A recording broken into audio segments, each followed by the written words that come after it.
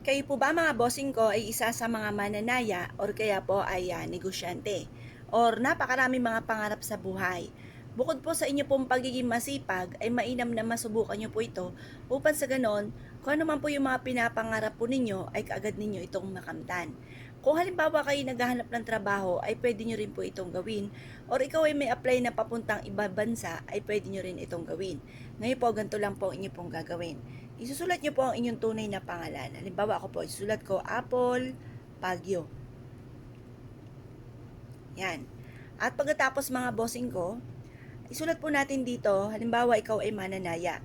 Ang tinatayaan nyo ay 758, tapos yung edad po ninyo, eto po, paborito ko itong number.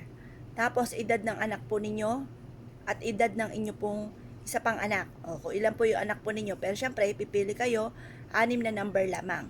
Sulat niyo po dito, mananalo ako ng jackpot.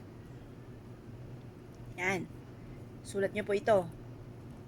Sa number na ito na lagi kong tinatayaan.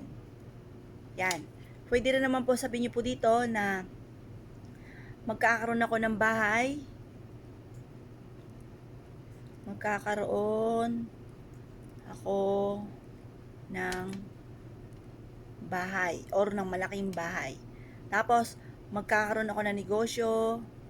Magkakaroon ako ng negosyo na dito na ako yayaman. Ganyan.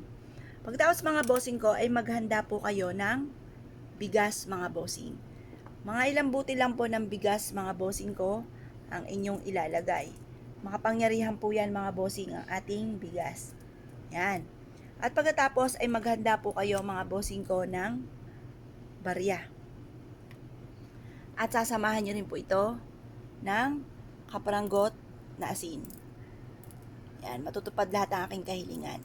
Ngayon po mga bossing, ito po ay ibilad ninyo sa sinag ng araw hanggang alas 8 ng umaga.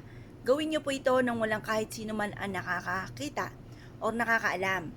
Isikreto nyo lang po ito at kailangan makapagdasal ka ng mula sa inyo pong puso. Kung ano po yung binubukan ng bibig, siya rin pong tinatakbo ng inyo pong isipan.